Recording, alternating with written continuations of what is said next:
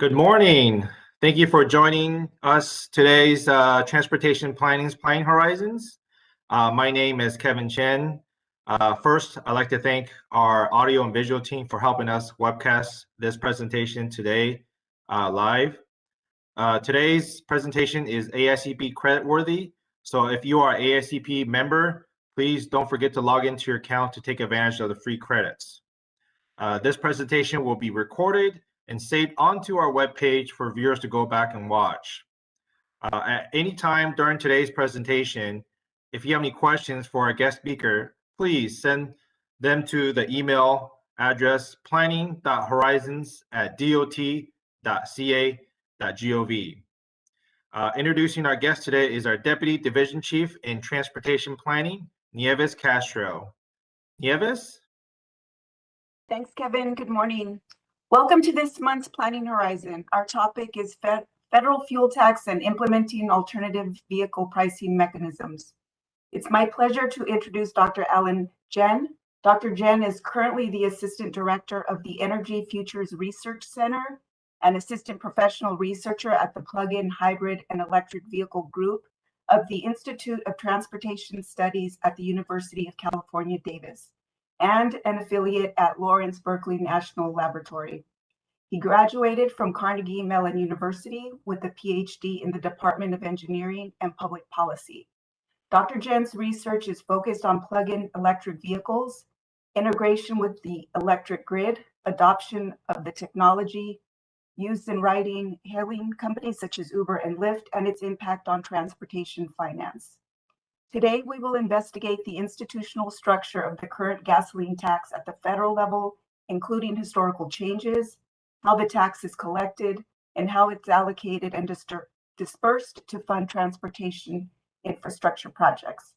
In outlining the structure of the current gasoline tax, we identify key opportunities for a road user charge to be integrated into the current funding system. We will examine design choices for road pricing programs and find opportunities for integrating technology across multiple pricing programs. By relying on overlapping systems, programs can be implemented more efficiently and provide tremendous cost savings. With that, I will turn it over to Dr. Jen. Thank you very much for the introduction. I'll go ahead and pull up my slides. All right. So as mentioned before, we'll be talking about federal fuel taxes and alternative vehicle pricing mechanisms.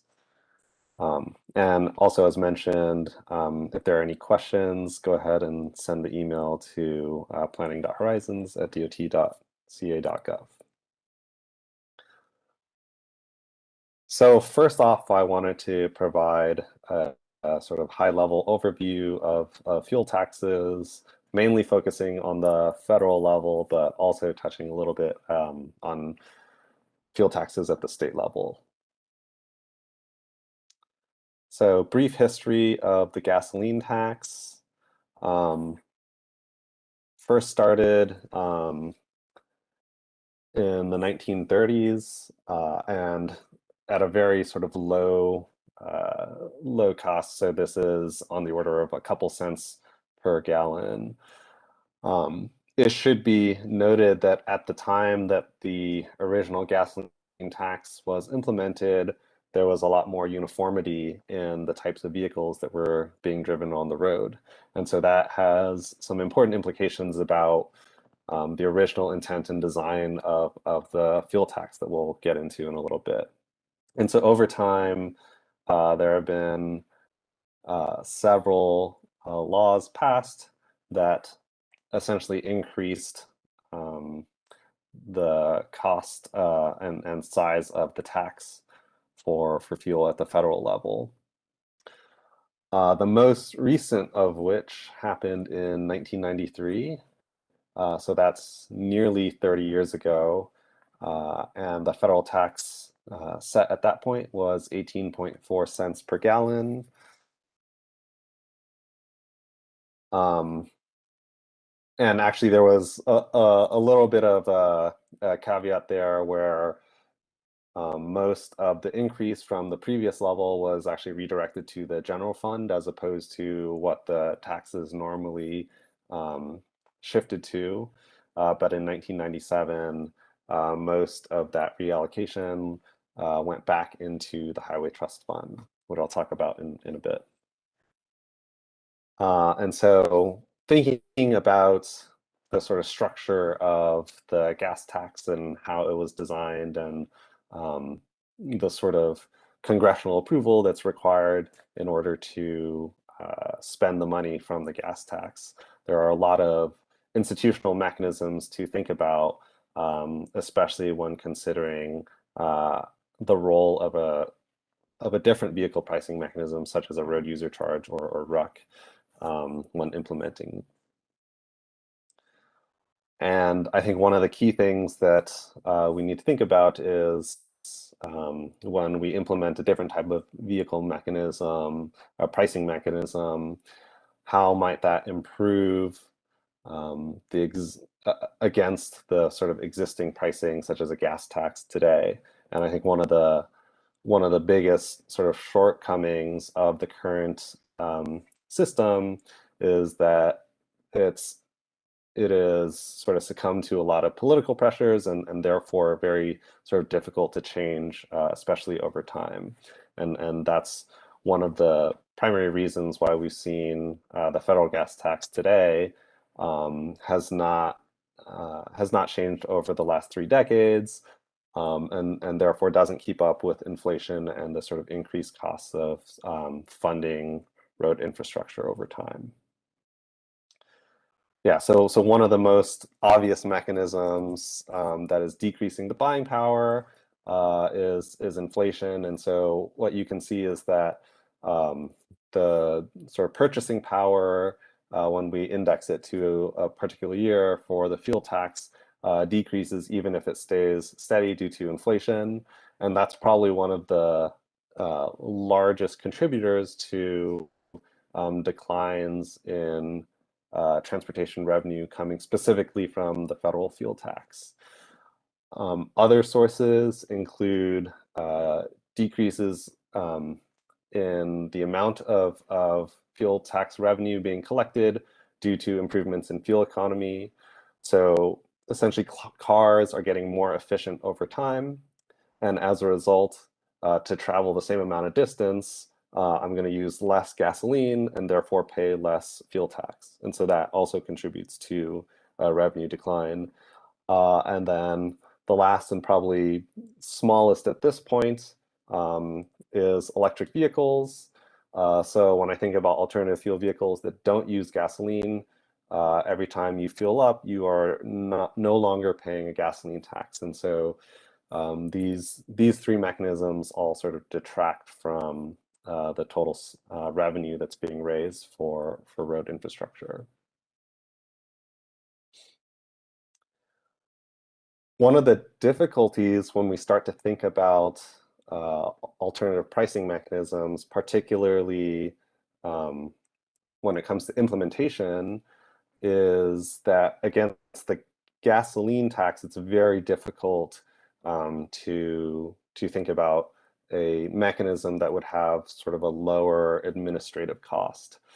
And so when we look at the supply chain of fueling, particularly for gasoline and diesel in the US, there are sort of many sort of steps, but actually when you go to the gas station and fill up your vehicle, that's actually not where the tax is being assessed. The tax assessment happens upstream of that, and the increase in prices is simply sort of passed on to the consumer at the end. But in reality, the gasoline taxes are assessed at the bulk storage terminals when the fuel leaves that. And so there are a couple other areas where the fuel is taxable, but the vast majority is happening when the fuel leaves the bulk storage terminals.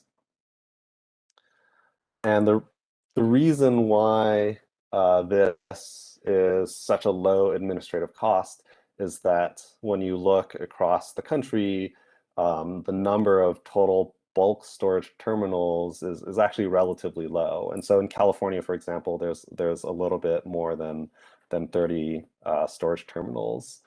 And across the rest of the country, you're talking about on the order of a couple hundred. And so the administrative costs of collecting the taxes from these specific points is actually much, much lower than, say, if we were to talk about a road user charge or mileage fee.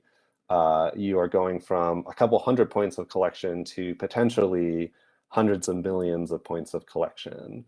And so that's one of the fundamental difficulties in implementing any sort of new pricing mechanism.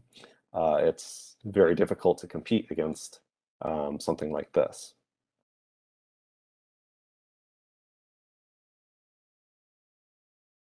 Okay, so where does the federal gas tax revenue go? So the main accounts are disbursement through authorization from Congress, going into the Highway Trust Fund, as well as the Mass Transit account. There's a couple other sources that are fairly minor compared to these two. So there's a leaking underground storage fund, which is to help maintenance of storage of gasoline. And then there's some that go to, for example, fighting against fighting against people who are essentially trying to cheat the system. And so some of it's going to units at the USDOT to combat that. If we look at the chart, the revenues have been sort of fairly flat since the 2000s, again, due to things like inflation and improvements in fuel efficiency. And despite that, costs for transportation infrastructure has sort of steadily increased over the years. And so the way that this is sort of dealt with is that because the gasoline tax hasn't increased, shortfalls in funding have to be made up from with general fund transfers. And so this has happened several times over the last, say, decade and a half. And so you can see in this graph here, starting in the sort of mid 2000s, Congress would authorize transfers of money from the general fund into the Highway Trust Fund and into the mass transit accounts. Following sort of the static period of the fuel tax, you can see that the overall balance has been significantly lower for these accounts. And the only way that they're sort of getting back up is through the transfers that I was mentioning. And you can see that expenditures in blue has outstripped the sort of amount of revenue being raised in red from the fuel taxes.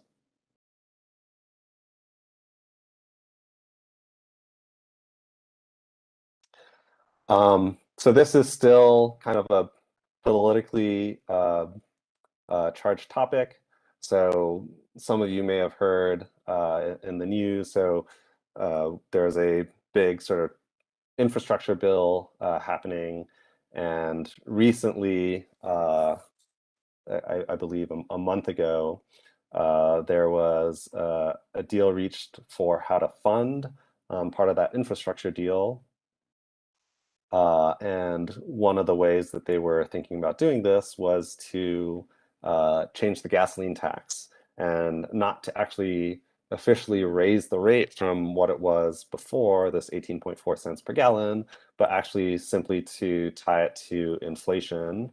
So over time, that primary detractor from the buying power of that revenue would be essentially solved. Unfortunately, there was an objection from the presidential team to raise the gas tax, and the argument for that particular objection is that the gasoline tax is a regressive type of tax, and therefore you're going to be hurting sort of lower income people. And so that is definitely true, and it's one of the important considerations when we start to think about alternative funding mechanisms besides the gas tax on how you could structure it or how you could analyze the impacts of that particular pricing mechanism that would allow you to maybe not necessarily to totally avoid the regressive nature of some of these taxes, but to mitigate that. And so in talking about some of the pricing mechanisms, we'll think about some of those implications as well.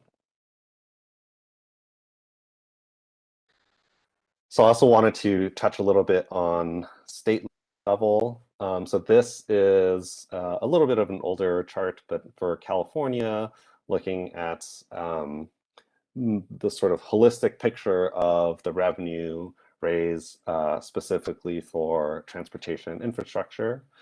And so in this chart, this helps give us a little sense of, what proportion that the fuel taxes are accounting for in terms of revenue spending.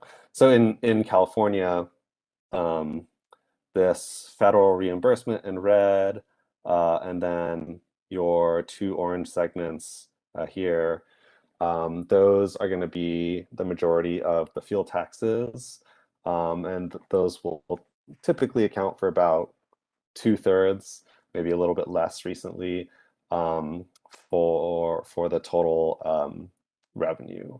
There are other sources, including the registration, licensing, those will come into play, drawing on reserves, and then there are specific charges such as the road improvement charge that are also used to help fund specific types of transportation projects in the state.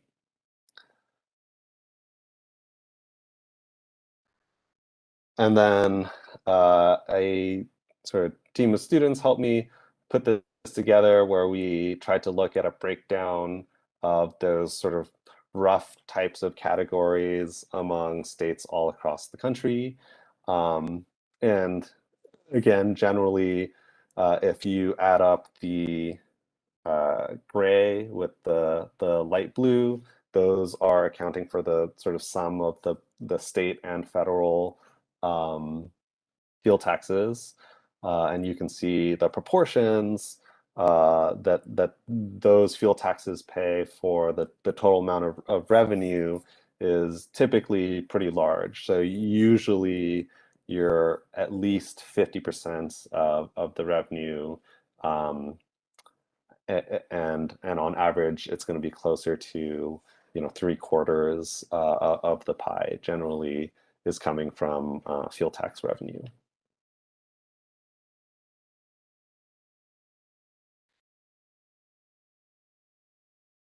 Okay, and so that I think is helping to give some of the general context and background for what is the current system today, and then now I'd like to shift focus and start talking a little bit about alternative funding mechanisms, what states are doing or planning to do, and also what has motivated some of this body of research.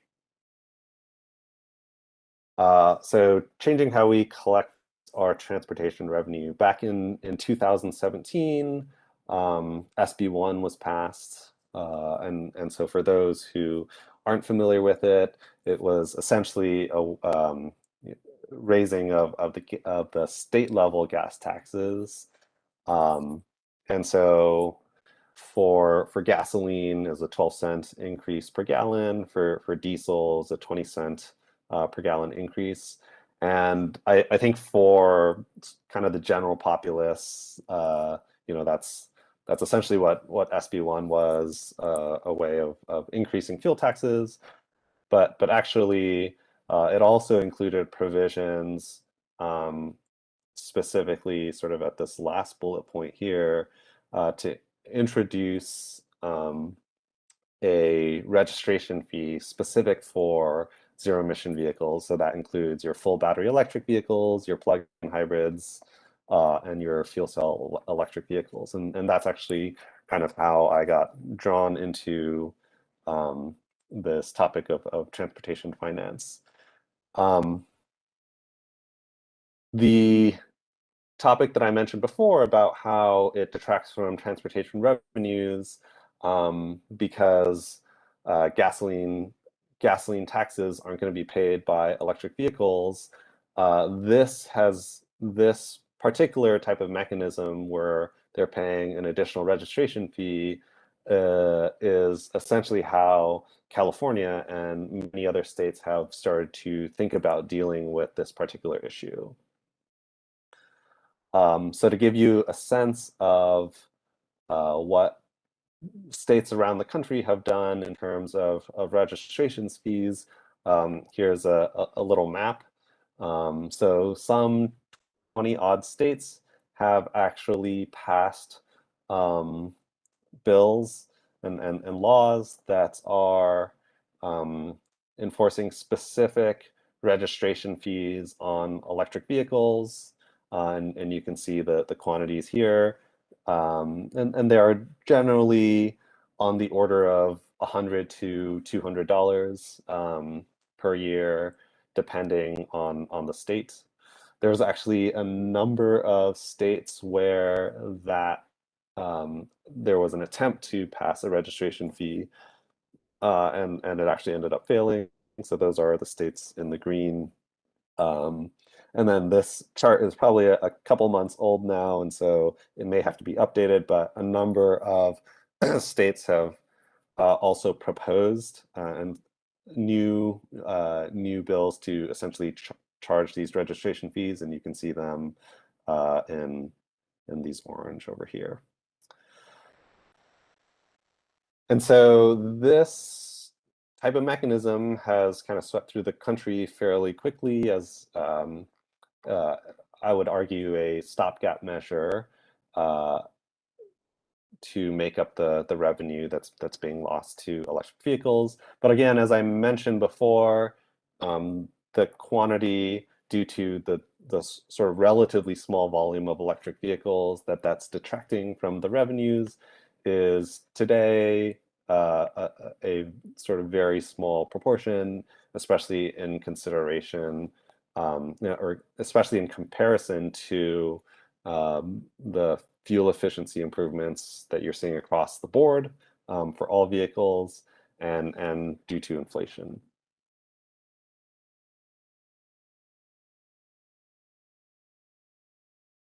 Okay, and so is this kind of fee really going to work?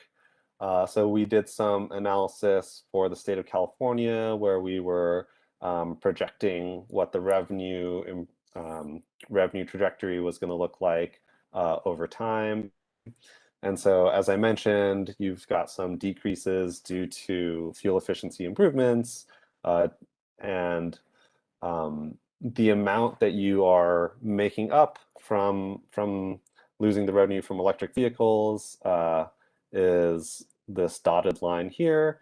And so you're still, so yes, the registration fees are going to make somewhat of a difference, but it's not the sort of main problem, at least in the sort of shorter term future. The other thing is that the registration fee in the long term is likely going to be unsustainable as a revenue source compared to what you were trying to get with the gasoline tax, due to the discrepancy between the amount of revenue that you raise from the fuel tax compared to what you're raising from the registration fee. And so this particular problem of the fuel efficiency improvements is not really being addressed at all from the registration fee.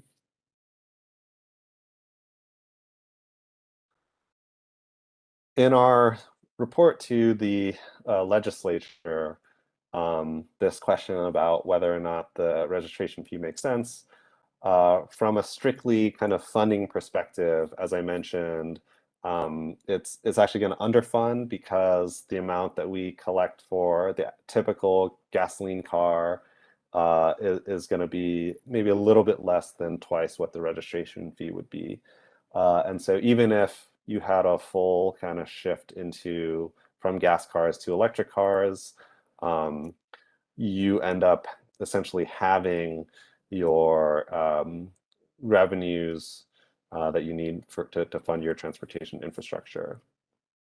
There are a couple other nuances that I'll mention. The fee is flat for a battery electric vehicle and a plug-in hybrid electric vehicle. And so a plug-in hybrid is a vehicle that uses both a battery and an engine. And so when we think about assessing a flat registration fee for both of these, the latter type of vehicle is actually going to be double counting, right? Because they will be paying both the additional registration fee, but they'll also be paying the gasoline tax anytime they use the engine on the vehicle. And then the sort of last issue is this idea of a user pays principle. And so I mentioned before that with the old gasoline tax, when it was first implemented, you had a much more sort of uniformity in the fuel efficiency. And so everyone was generally paying about the same amount because the vehicles were essentially the same fuel efficiency a century ago. And so when we think about the application of this user pays principle to electric vehicles today, it's actually quite different, right? Because if I drive a gasoline vehicle and I go 10,000 miles, and then compare to someone who drives the same gas car and drives 20,000 miles, they would pay twice as much. But with a registration fee, unfortunately, right, the electric vehicle owner would pay the same amount regardless of how much they drive. And so they could drive 0 miles at all and still have to pay the same sort of fee. And that's not necessarily to say that that is a bad system. There are countries, other countries around the world, which don't fund transportation infrastructure through a user pays principle. It might be coming from income taxes or a general fund. But in the US and in California, you now have a conflict between the way that we originally decided to fund the roads through this user pays principle and kind of what's happening today.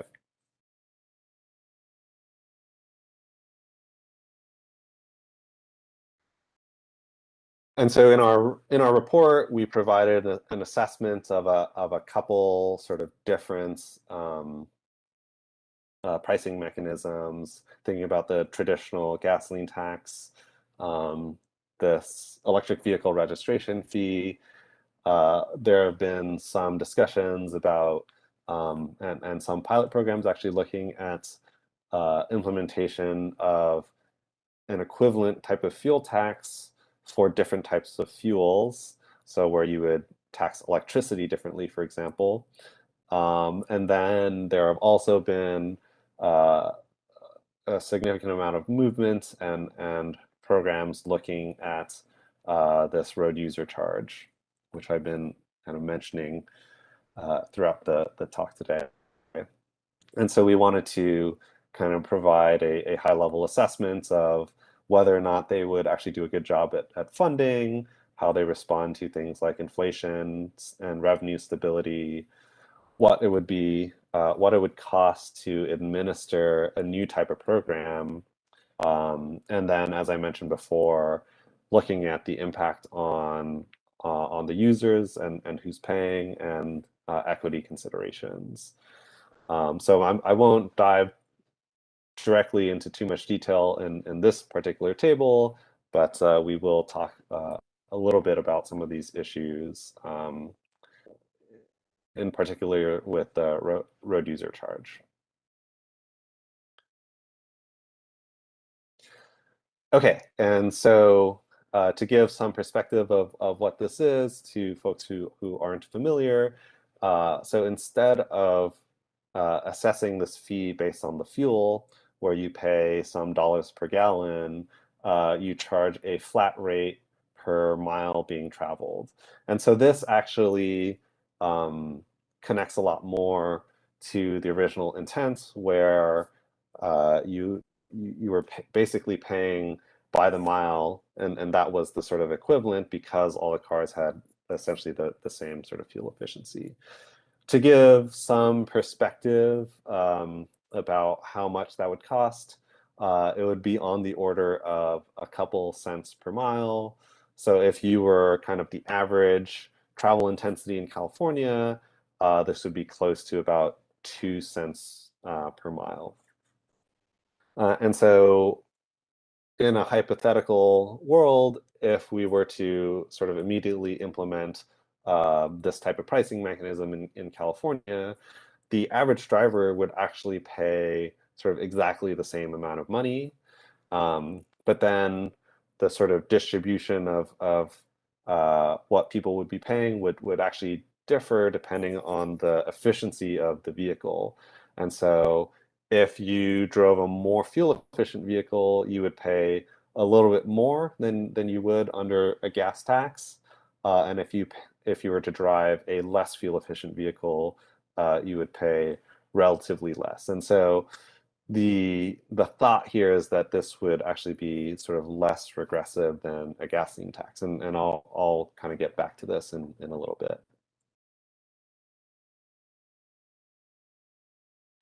As I mentioned before, it's going to be really difficult to compete against the administrative costs of the gasoline tax, right? You are going from, in California, 30 points of collection up to the number of vehicles that you'd be assessing. So if you were doing private sort of light duty passenger cars and light duty trucks, you'd be talking about going from essentially 30 bulk storage terminals up to 30 million vehicles that you'd need to be collecting.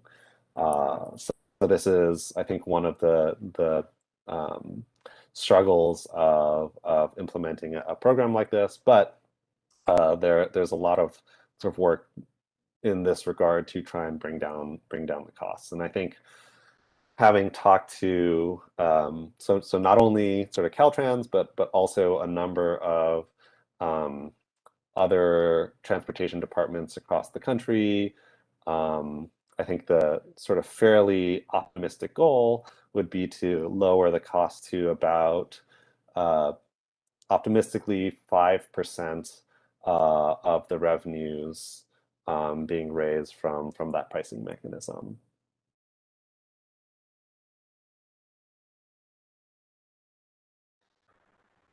So this is again, this is coming from sort of several different pieces of study that we're highlighting, and this in particular is one where we were thinking about not only the road user charge, but how it would operate in the context of other sort of pricing mechanisms. And so popular ones that folks have talked about are things like congestion pricing, vehicle occupancy, things like trying to capture environmental externalities.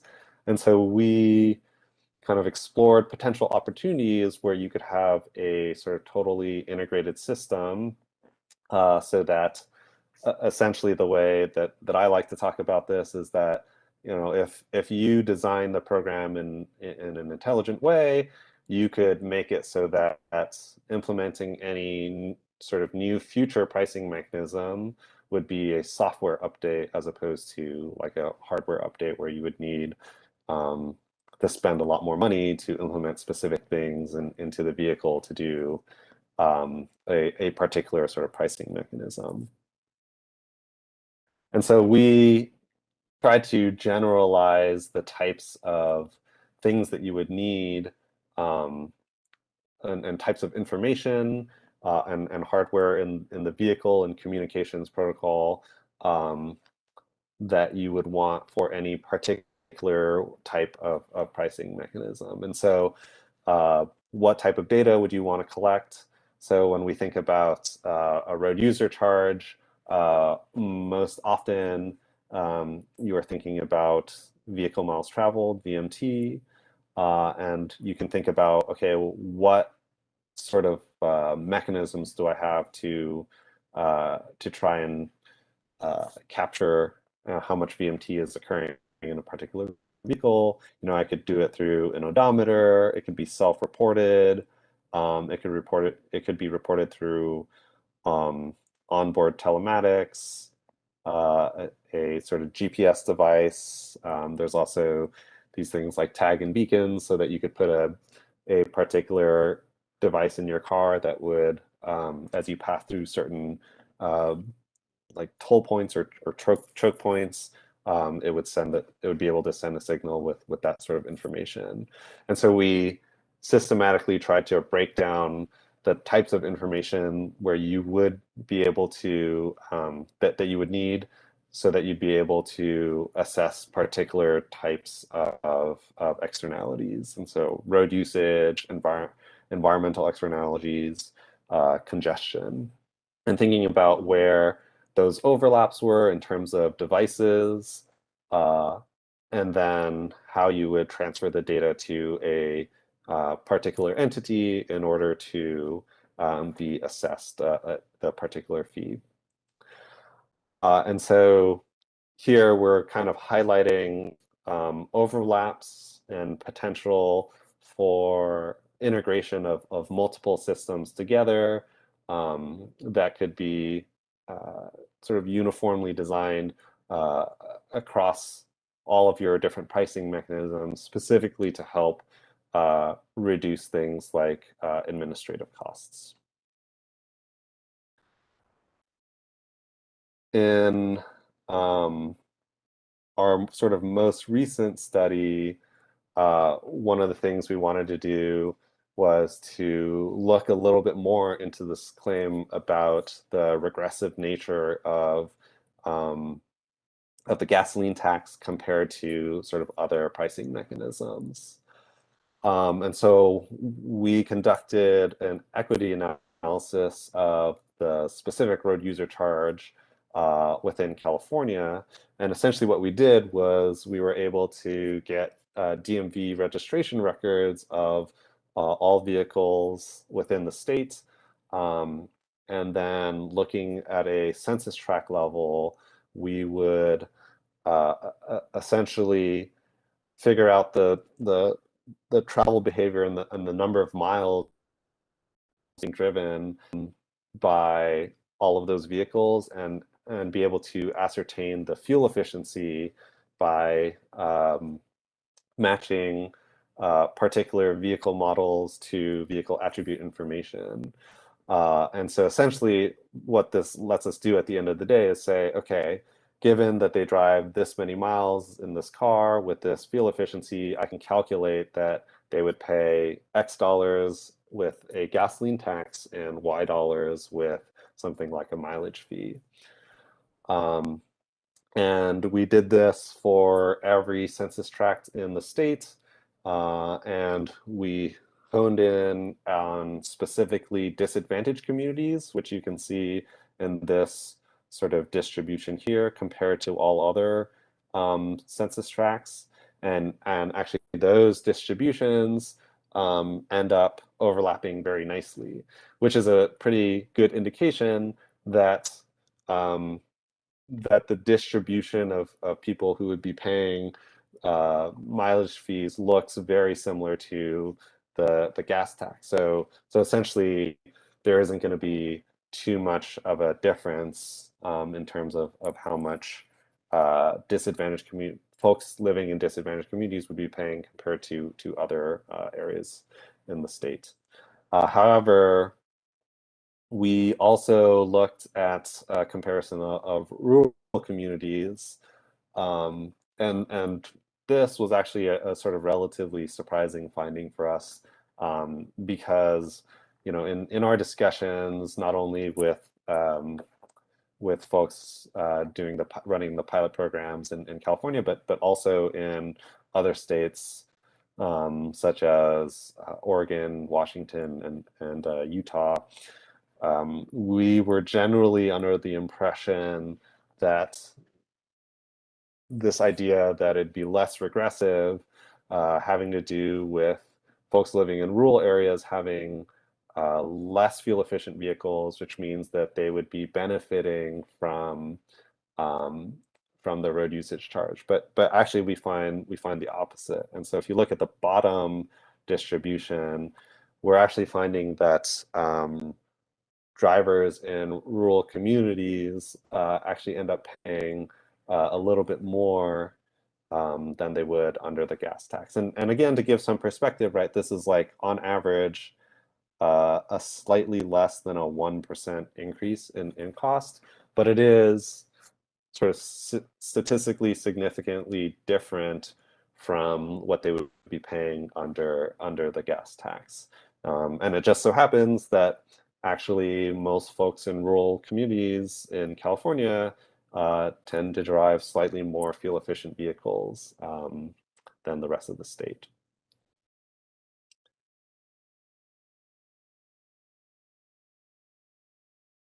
Yeah, and so I think in the context of road usage charge and mileage fees, I think there's a lot of pretty exciting things happening over the last couple of years, and I think over the next couple of years as well. So Oregon and Utah have both implemented full-on road usage charge programs, and these mileage fees are on a volunteer basis, so you essentially are allowed to opt into them. And then a number of states have already launched pilots or are in the process of launching pilots. So Caltrans had initially done one several years ago through Bill 1077, and through a more updated one. There's actually a series of 4 pilot programs that were run, and I won't get into details of that. But other states have followed suit in thinking about, ultimately when we're talking about the gasoline tax, right? This is the ultimate kind of potential replacement for that, especially as you transition away from some of the issues having to do with the fuel efficiency and adoption of electric vehicles. This is the way you sort of deal with that. And it's kind of also exciting at the federal level. There have been discussions, and we've had some discussions with some staffers about potential for implementing a road usage charge at the federal level. And so last year there was a bill, HR 2, which contained provisions to start a committee that would investigate what it would take to implement a mileage fee at the federal level, or to think about pilot programs to do that. And so that bill was put on continuing resolution, and so I think maybe by the end of the year, there's probably going to be a little bit more sort of movement in this area at the federal level. And so I think this is a important time to think about the design of this type of program. And in particular, going back to this issue of the implementation, supporting other pricing mechanisms will allow a transition to other types of programs that are also popular in the transportation community, such as congestion pricing. I think that's going to be critical for their success. And so, yeah, I think that's all I have for today. And so I'd like to open the floor to questions. Thank you very much, Alan. Appreciate you presenting for us. Yeah. We did get a few questions. So to the viewers, if you have any questions, please submit your questions to planning.horizons@dot.ca.gov. We did get a few questions in, so let me get that to you. The first question is, Dr. Jin, how will we deal with charging people for driving based on VMT? More specific, what could be the impacts on groups earning less than $30,000, such as low and extremely low income groups? Yeah. So we're essentially pricing people already, right, through the gasoline tax, and so this is kind of a replacement of that. And again, there are issues of implementation which make it difficult, but I think that this question is more focused on impacts and whether or not lower income affected more. And I think that that's kind of always been, or that's one of the biggest worries with these types of programs. And in fact, we see, right, the president has already kind of made it really clear that he doesn't want to implement anything more regressive than exists today, which is why they kind of push back against the gasoline tax inflation for funding the big infrastructure deal. And so I think that some of the analysis that we've done has helped to address that already. When we look, actually, maybe I'll jump back to this slide. Yeah, here we look strategically at the low income communities, so the DACs, that's the disadvantaged communities, using the CalEnviroscreen percentiles of communities, and we were actually finding that fortunately they're going to be not sort of really differently affected than they were already with the gas tax, and so compared to today, I would say that, you know, even if we were to implement this system in California, at least those particular communities are not going to be affected any differently. Great, thank you. Okay, I'm just going down the list of questions here. The second question also comes to us from Division of Transportation Planning. The question asks, have you researched public sentiments on having track devices placed in or on their vehicles to track vehicles' miles travel for the purposes of the road user charge? Yeah, that is something that I think actually a lot of the pilot programs are really interested in and have actually surveyed folks. And so it's not something that we've done directly, but I know that it's a definite concern to administrators of the program. I will say at this point, you know, all of the pilot programs definitely, but the sort of fully fledged mileage programs in Oregon and Utah are both kind of essentially on a volunteer basis, and so it seems like at least on that end, the program can work. But moving forward to have sort of broader acceptance, I think that's going to be a particularly important issue to continue to think about. There is a technical advisory committee in California that works on the road usage charge, and they specifically have some folks who are dedicated to security and privacy of data being collected for the purposes of road user charge. And so, again, this is not sort of my particular area of expertise, but I will say that it is a topic that people are taking very seriously and thinking about hard to kind of ensure that folks can trust the system and that we'll actually use it in the future. Great. All right. The next question comes from the Division of Research Innovation and System Information. The question asks, Dr. Jin, can you please explain why someone with fuel efficiency car would pay more in RUC fee compared to someone with less fuel efficient car would pay less in RUC fee? Yeah, sure. So let's see.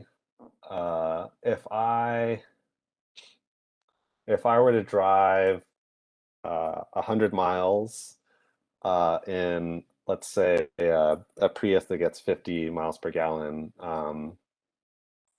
then that means I would need to use a total of 2 gallons of gasoline, and I'd be paying the tax associated with those 2 gallons. And then let's say I drove like an average 25 mpg car, then I would need to pay the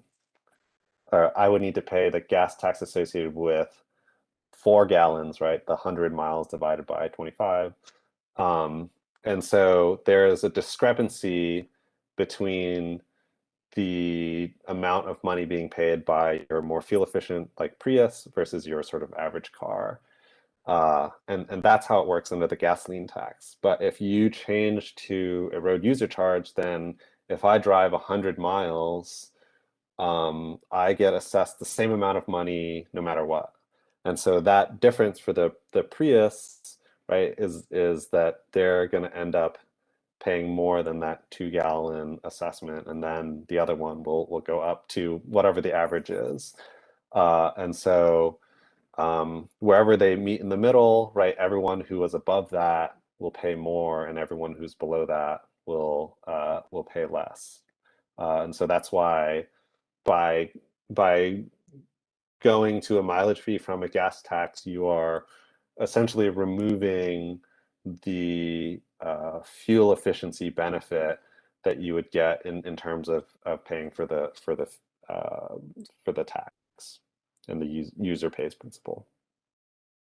Great, thank you. Next question, could you talk about how will the road user charge operate between different states? Yeah, that's a great question. So there is a couple consortium of states who are looking into this exact issue.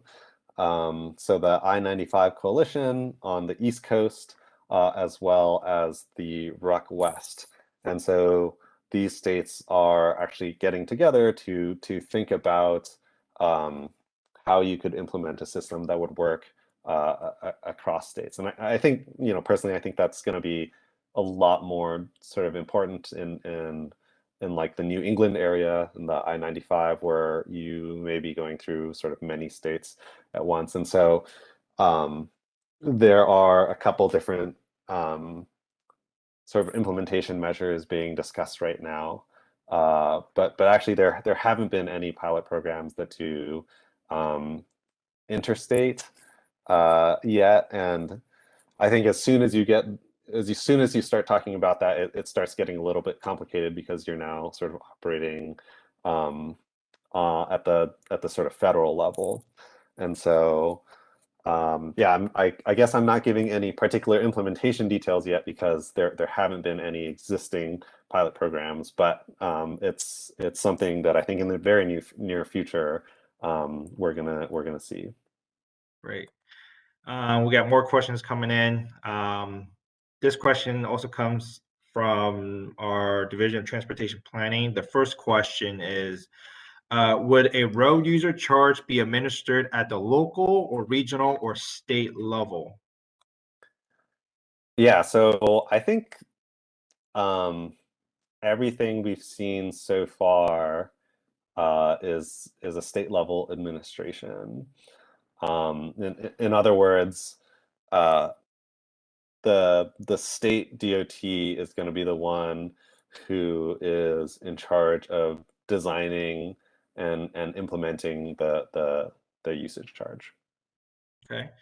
The second question is, have you or other researchers at UC Davis looked into the potential of modern monetary theory, MMT, as another potential alternative to solve the funding shortfall for transportation projects? Uh, I actually am not familiar with MMT, so unfortunately, I don't think I can answer that. Okay. Next question. What is the status with other vehicle pricing mechanisms in the US? Yeah. So I think the most prominent other one, well, besides the registration fees, which I think we've talked about, but the sort of most prominent other one is thinking about for electric vehicles having a system that's very similar to what we have today in terms of fueling the gas tax. And so there actually have been a couple demonstrations where they will they will charge additional money for the electricity in equivalent way, so that you're taxing essentially uh, the fuel as opposed to the miles. So with regards to that, there are a couple sort of fundamental difficulties in trying to do something like that for electricity. Um, so the big one is like tracking it, which is when you uh, unless you have a separate meter for your vehicle, you don't get to know really how much electricity is going into your car as opposed to in like if you're charging at home into your car as opposed to going into your fridge or microwave or TV. So keeping track of the electrons is kind of fundamentally difficult. And if you were to separately meter the vehicle, you could do that, but that would come at a pretty large cost because you'd have to buy a separate sort of meter for every vehicle that gets bought. And additionally, you'd be worried about things like leakage, so that let's say I wanted to avoid the extra tax, and I could just go somewhere else and um, charge the vehicle. So there are some difficulties with doing that, but there, as I mentioned before, there actually have been some programs where they've sort of successfully been able to demonstrate essentially how you would do it. Great. Thank you. See if there's any more questions coming in. I see no questions. Is there anything you'd like to add, Dr. Jin, before we close? Yeah, no, I think that it's I would just say that this is a pretty kind of exciting time to be working in this area because there's a lot of movement both at the state level and at the federal level. Um, yeah, and so I think I and other folks are going to be sort of very interested in sort of movement in this activity in the near future. Great. I want to say thank you for your presentation today, Dr. Jin. To the viewers, that concludes today's Planning Horizons presentations. Don't forget to tune in into next month's Planning Horizons. Thank you, everyone, for joining us today. Bye-bye.